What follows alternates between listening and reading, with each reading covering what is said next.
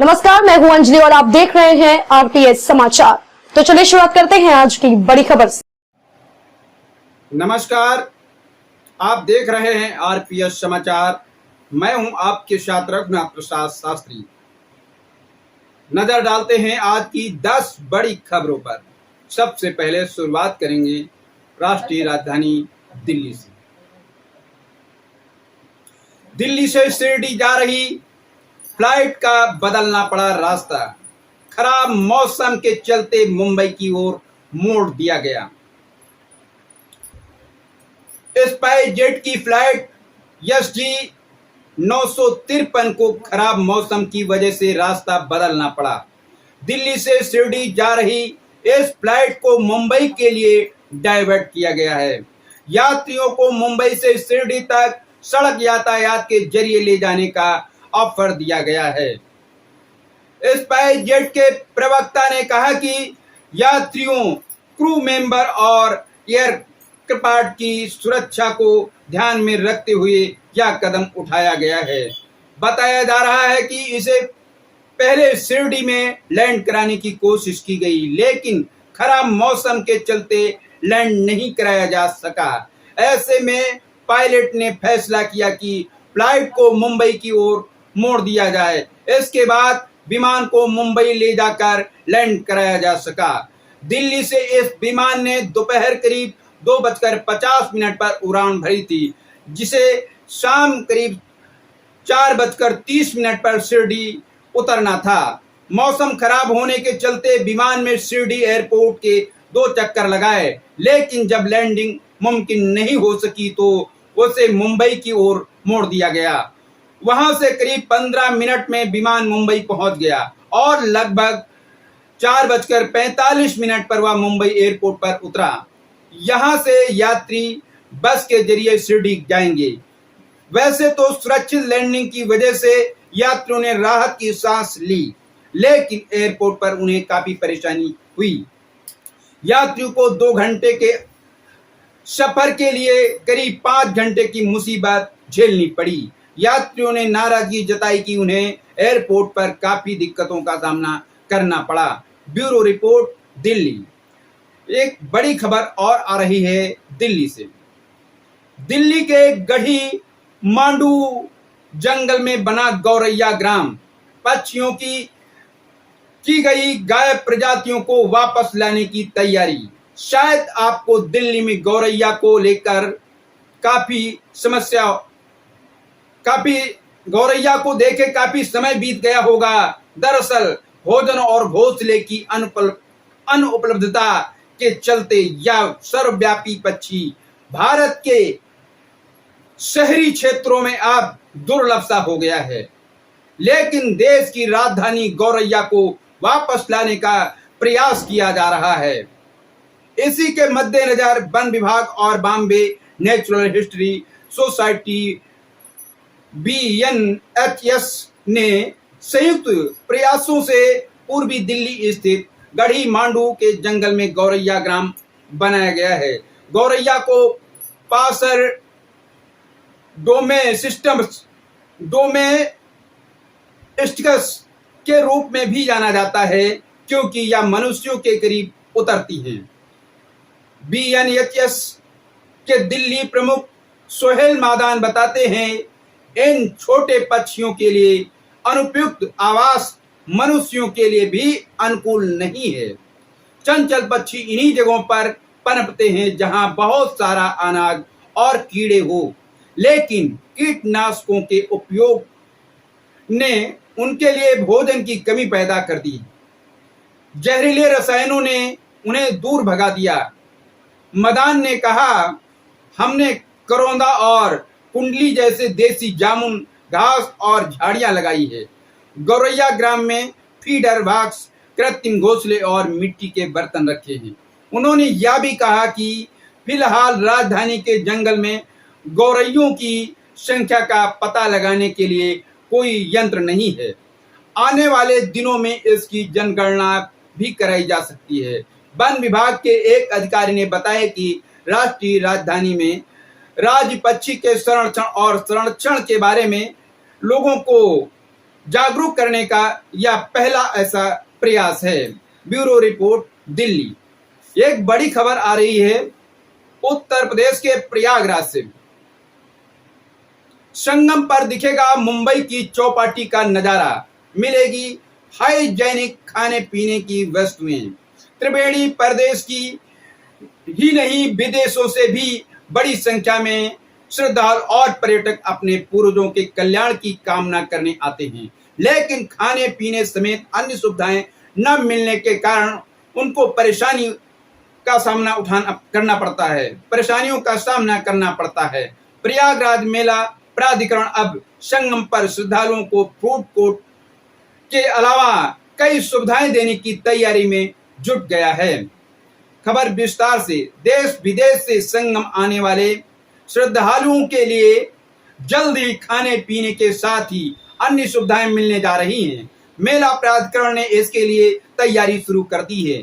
प्राधिकरण संगम को मुंबई की जुहू चौपाटी की तर्ज पर संवारेगा ताकि वहां पहुंचने वाले लोगों को अलग तरह की अनुभूति हो। त्रिवेणी प्रदेश की नहीं विदेशों से भी बड़ी संख्या में श्रद्धालु और पर्यटक अपने पूर्वजों के कल्याण की कामना करने आते हैं, लेकिन खाने पीने समेत अन्य सुविधाएं न मिलने के कारण उनको परेशान होना पड़ता है। प्रयागराज मेला प्राधिकरण अब संगम पर श्रद्धालुओं को फूड कोर्ट के अलावा कई नई सुविधाएं देने की तैयारी में जुट गया है। प्राधिकरण की ओर से बनाए जाने वाले फूड कोर्ट में ब्रांडेड कंपनियों के साथ ही प्रयागराज की स्थानीय प्रसिद्ध दुकानों के भी स्टॉल लगाए जाएंगे ताकि श्रद्धालुओं को हाइजेनिक खाने पीने की वस्तुओं के साथ ही स्थानीय स्तर की दुकानों के व्यंजनों का स्वाद भी मिल सके। इसके साथ ही प्राधिकरण संगम पर श्रद्धालुओं के साथ आने वाले बच्चों के मनोरंजन के लिए फन जोन तैयार कराएगा। इसमें बच्चों के लिए झूले समेत अन्य खेलने वाले मनोरंजन के साधनों की व्यवस्था होगी। संगम पर श्रद्धालुओं के बैठने के अलावा शौचालय की भी सुविधा उपलब्ध कराई गई है। पीडीए के उपाध्यक्ष अरविंद कुमार चौहान ने बताया कि संगम पर सुविधाएं बढ़ाए जाने के लिए तैयारियां शुरू कर दी गई हैं। नौका विहार के लिए घर बैठे बुक कर सकेंगे टिकट।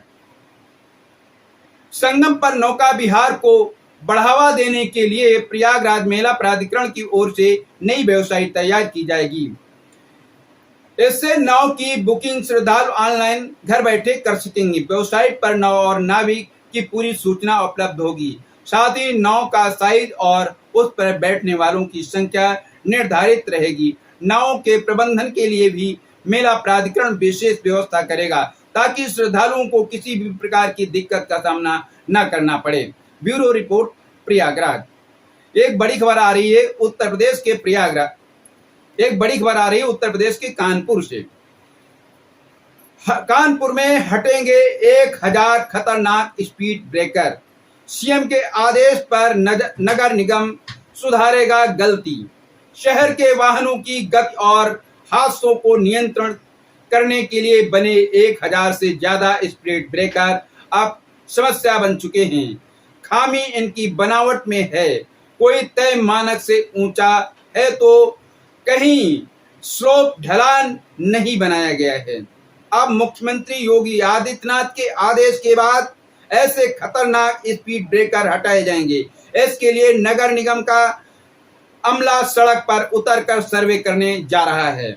शहर में स्पीड ब्रेकर किस तरह खतरनाक रूप से बनाए गए हैं, इसकी बानगी पी रोड से जुड़े जवाहर नगर क्षेत्र में देखने को मिल जाएगी। इस 200 मीटर लंबी सड़क पर 4 से ज्यादा खतरनाक स्पीड ब्रेकर हैं। जरा सी चूक और वाहन पलटना तय। गुमटी नंबर 5, जरीब चौकी और कोको कोला चौराहा क्रॉसिंग के पास आधा फीट से भी ज्यादा ऊंचे स्पीड ब्रेकर बना दिए गए हैं। इससे चौपहिया वाहन का निचला हिस्सा टकरा जाता है और बाद में वाहन मालिक को हजारों रुपए इसकी मरम्मत पर खर्च करना पड़ता है। Bureau report, Kanpur.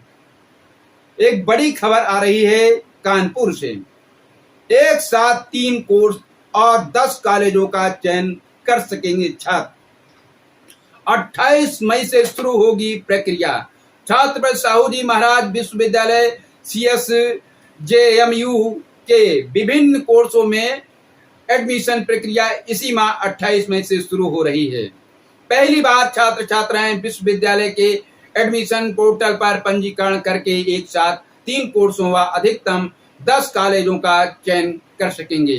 इन कोर्सों में मेरिट के आधार पर उनका प्रवेश लिया जाएगा।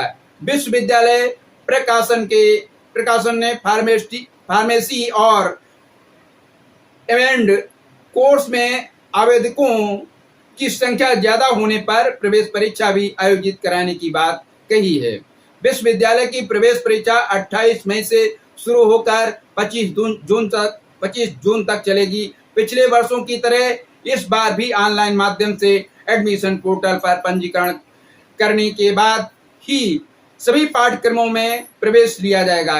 इस बार 300 रुपये रजिस्ट्रेशन फीस निर्धारित की गई है, जिसमें छात्र अपनी रुचि के अनुसार कोर्सों का चयन करेंगे। साथ ही ऑप्शन में उन कोर्सों को चला रहे कॉलेजों के नाम भी भरेंगे। इसके बाद छात्र रजिस्ट्रेशन पत्र लेकर महाविद्यालय जाएंगे और अपने दस्तावेजों का सत्यापन कराएंगे। इसके बाद कॉलेजों की ओर से मेरिट बनाई जाएगी और उसी मेरिट के आधार पर किसी एक कॉलेज के एक कोर्स में छात्र की सीट लॉक होगी।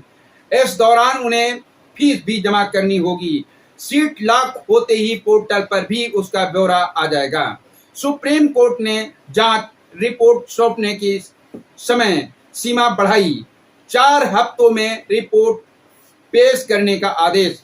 इस बार डिप्लोमा व सर्टिफिकेट कोर्स भी शामिल। विश्वविद्यालय प्रशासन ने इस बार करीब 50 नए कोर्सों की शुरुआत भी की है। इसके साथ अब कुल कोर्सों की संख्या 150 हो गई है, जिसमें इंजीनियरिंग, पैरामेडिकल, पत्रकारिता एवं जनसंचार आदि विभागों में डिप्लोमा व सर्टिफिकेट कोर्स भी शामिल है। इन कोर्सों के लिए हो सकती है प्रवेश परीक्षा। बुधवार को विश्वविद्यालय में हुई प्रवेश समिति की बैठक में कुलपति प्रो विनय कुमार पाठक ने बताया कि प्रवेश संबंधी वितगणिका 2 से 3 दिन में जारी की जाएगी, जिसमें विभिन्न कोर्सों के नाम, उनमें मौजूद सीटों व शुल्क का विवरण और अनिवार्य अर्हता का ब्यौरा भी प्रदर्शित किया जाएगा। पिछले वर्ष एमएड कोर्स में आवेदकों की संख्या काफी ज्यादा थी, इसलिए प्रवेश परीक्षा समायोजित कराई गई थी। इस बार एमएड के साथ ही फार्मेसी कोर्स के लिए प्रवेश परीक्षा कराने की तैयारी है। बीटेक कोर्सों में प्रवेश जेई के जरिए होगा। एमबीए में एडमिशन के दौरान कैंट व मेट के अंकों का वेटेज मिलेगा। Bureau report, Kanpur. एक बड़ी खबर आ रही है वाराणसी से। वाराणसी में ज्ञानवापी केस में सुप्रीम कोर्ट का बड़ा फैसला। मामला जिला जज के पास भेजा। शिवलिंग की सुरक्षा और नमाज में बाधा न हो, कोर्ट कमिश्नर की नियुक्ति पर फैसला जिला जज लें। सुप्रीम कोर्ट का कहना है कि मामले की संवेदनशीलता को देखते हुए मामला सिविल जज सीनियर डिवीजन वाराणसी से जिला जज वाराणसी को ट्रांसफर किया जाता है। सुप्रीम कोर्ट ने कहा कि ज्ञानवापी मामले में प्लेस ऑफ वर्शिप ACT 1991 लागू नहीं होगा। साथ ही उन्होंने कहा कि देश भर में ऐसे मामले हैं इन पर यह एक्ट लागू नहीं होगा। जस्टिस चंद्रचूड़ ने कहा कि हम हस्तक्षेप नहीं कर सकते, हमें 25 वर्ष का अनुभव है। सुप्रीम कोर्ट ने कहा है कि नमाज पढ़ने का उसका आदेश सिर्फ 8 सप्ताह तक प्रभावी रहेगा। Bureau report, Varanasi. एक बड़ी खबर और आ रही है उत्तर प्रदेश के कानपुर से। हत्या के बाद पिता का चौंकाने वाला कबूलनामा। बहू को मिलने आता था मेरा भाई और बेटा, करता था बहकी बातें। आपको बता दें, कानपुर बदरिया के रामबाग में रहने वाले पत्नी की हत्या का चंद घंटे में राजफाश करके पुलिस ने आरोपित बुजुर्ग पिता को पकड़ा है। पिता का कबूलनामा भी चौंकाने वाला है। आरोपित पिता की बातें सुनकर एक बारगी पुलिस भी हैरान रह गई और उसका बताया कारण किसी के गले नहीं उतर रहा है। हालांकि पुलिस की जांच में बुजुर्ग पिता के हाथों में खून के निशान और कपड़ों पर भी खून लगा मिला है। फिलहाल पुलिस अब परिवार में रहने वाले सभी सदस्यों की मानसिक स्थिति के बारे में पता लगा रही है। क्या हुई घटना आपको बताते हैं। बदरिया के रामबाग के एक मकान में दीप तिवारी का परिवार रहता है। इसी मकान में उनका 27 वर्षीय बेटा शिवम और 25 वर्षीय बहू जूली रह रहे थे। इसी मकान में 7 किराएदार परिवार भी रहते हैं। गुरुवार की सुबह करीब 6:30 बजे पुलिस को रामबाग के मकान नंबर 104A/5 में पति पत्नी की हत्या किए जाने की सूचना मिली। संयुक्त पुलिस आयुक्त आनंद प्रकाश तिवारी पुलिस टीम लेकर मौके पर पहुंचे और पड़ताल शुरू की। शिवम और जूली की गला रेतकर हत्या की गई थी। केस कैसे किया गया था राजफास। पुलिस को घर में दीप तिवारी के परिवार के अलावा 7 किराएदार परिवारों के रहने की जानकारी हुई। सामने आया कि मकान में सिर्फ एक मेन गेट और दूसरा कोई अंदर जाने का या बाहर जाने का कोई दरवाजा नहीं था। इसलिए पुलिस पुख्ता हो गई कि वारदात को अंजाम देने वाला घर के अंदर ही छिपा है। पुलिस ने सबसे पहले उसका पता किया जिसने फोन करके हत्या होने की सूचना दी थी। इसके बाद घर में मौजूद सभी लोगों का बेजाडीन टेस्ट कराया। इसमें दीप तिवारी के हाथों में खून लगा होने की पुष्टि हुई और घर की तलाशी में मिले कपड़ों में भी खून की छींटें मिली। इस पर पुलिस ने सख्ती से पूछताछ की तो बुजुर्ग पिता दीप तिवारी ने बेटा व बहू का कत्ल करने का वारदात कबूल की। Bureau report Kanpur. एक बड़ी खबर आ रही है उत्तर प्रदेश के प्रयागराज से। युवा छात्रों ने पेश की मिसाल। 27 डिग्री तापमान के बीच 47 डिग्री तापमान के बीच यात्रियों की कर रहे निस्वार्थ मदद। प्लेटफार्म पर जरूरतमंदों को पिलाते हैं पानी। प्रयागराज देश के अधिकतर राज्यों में गर्मी अपना रौद्र रूप दिखा रहा है। इसी कड़ी में उत्तर प्रदेश के भी कई जिले भीषण गर्मी की चपेट में हैं, जिसको लेकर आम जनता बेबस है। सबसे ज्यादा समस्या उन लोगों को आ रही है जो यात्रा कर रहे हैं या कहीं एक जिले से दूसरे जिले जा रहे हैं। ऐसे में संगम शहर प्रयागराज के कुछ छात्र छात्राएं एक मिसाल पेश कर रहे हैं। प्रयागराज रेलवे स्टेशन पर हर दिन 15 से 20 छात्र छात्राएं ट्रेन में सफर कर रहे यात्रियों की निस्वार्थ सेवा करने में लगे हुए हैं। यह सभी छात्र छात्राएं भारत स्काउट एंड गाइड के छात्र हैं, जो हर दिन सुबह 10 बजे से शाम 5 बजे के बीच जितनी भी ट्रेनें प्रयागराज पहुंच रही हैं उसमें यात्रियों को पानी पिलाने का काम कर रहे हैं। इसके साथ ही किसी भी यात्री को कोई सामान प्लेटफार्म से लेना हो तो यह छात्र उनकी मदद कर रहे हैं। मिसाल पेश करते इन छात्रों का कहना है कि वह सभी निःशुल्क सेवा भाव से यह कार्य कर रहे हैं, क्योंकि कहा गया है प्यासे को पानी पिलाना सबसे बड़ा पुण्य का काम है। ट्रेन आने से पहले ये छात्र जनरल बोगी के सामने इकट्ठा हो जाते हैं, क्योंकि जनरल बोगी में सफर कर रहे लोगों को सबसे ज्यादा मदद की आवश्यकता रहती है। Bureau report Prayagraj. एक बड़ी खबर आ रही है उत्तर प्रदेश की राजधानी लखनऊ से। लखनऊ में मां के शव के साथ 10 दिन तक रही बेटी। पड़ोसियों को शक हुआ तो दी पुलिस को सूचना। आपको बता दें कि लखनऊ के इंदिरा नगर से एक चौंकाने वाली घटना सामने आई है, जहां एक बेटी अपने घर में करीब 10 दिन तक अपनी मां के शव के साथ रही। वहीं जब घर से बदबू आने लगी तो पड़ोसियों को शक हुआ और उन्होंने इस बात की सूचना पुलिस को दी, जिसके बाद पुलिस ने वहां पहुंचकर सेवानिवृत्त HAL इंजीनियर सुनीता दीक्षित का शव उनके घर के एक कमरे से बरामद किया। मामले में अपर DSP north zone Prachi Singh ने बताया कि पुलिस जब घर में दाखिल हुई तो उन्होंने एक महिला की आवाज सुनी। पुलिस ने दरवाजा खटखटाया लेकिन वो बाहर नहीं आई। इसके बाद एक बढ़ई को बुलाया गया और दरवाजा तोड़ा गया। जब हम घर के अंदर दाखिल हुए तो वहां का नजारा देखकर दंग रह गए, क्योंकि वहां एक 26 साल की लड़की अपनी मां के शव के साथ रह रही थी। जब उससे बात करने की कोशिश की गई तो वो कुछ बोल नहीं पा रही थी, जिससे पुलिस को शक हुआ कि वो मानसिक रूप से अस्वस्थ थी।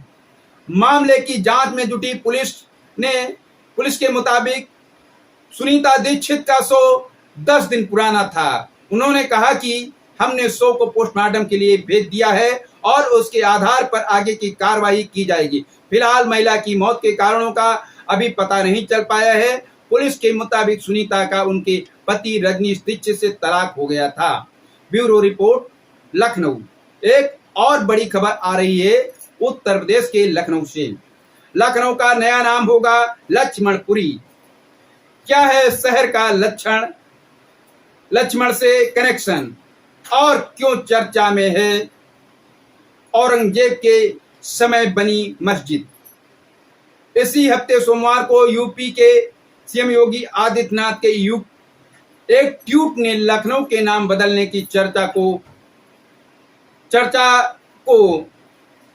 पर जोर दिया। दरअसल उन्होंने प्रधानमंत्री नरेंद्र मोदी के लखनऊ आने पर ट्वीट किया था, जिसके बाद ट्विटर पर कई स्टेटस वायरल हो गए। खबर विस्तार से।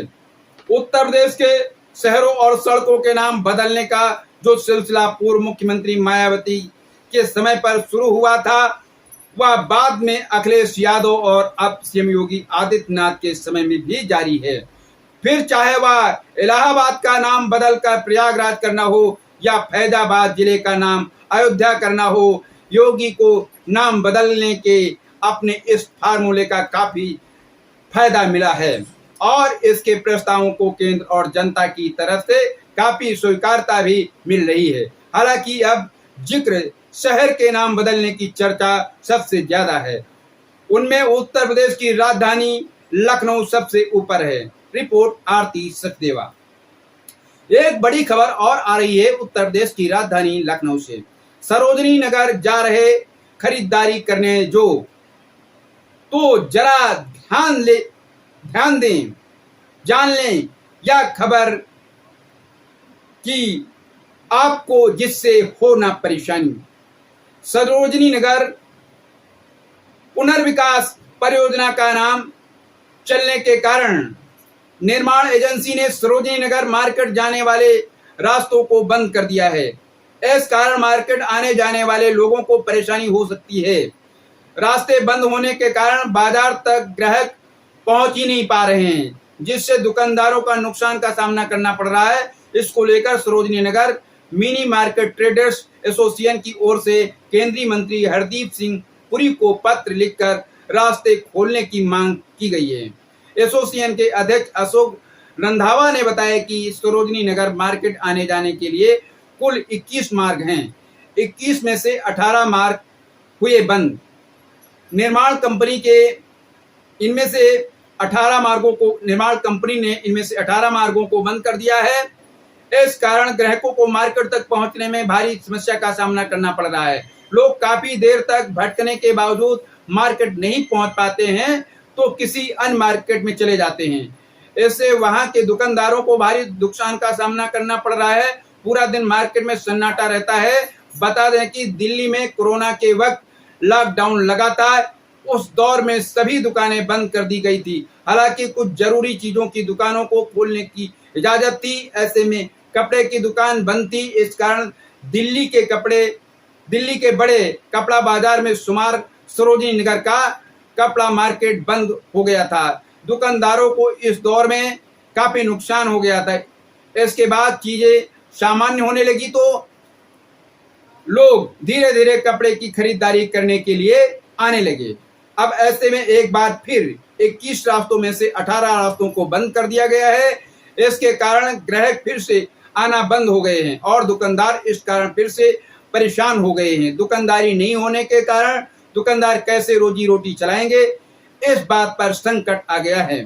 खबरों में अब तक ले बस इतना ही। मिलते हैं फिर ऐसी ही बड़ी खबर के साथ। तब तक के लिए नमस्कार और देखते रहिए आरपीएस समाचार।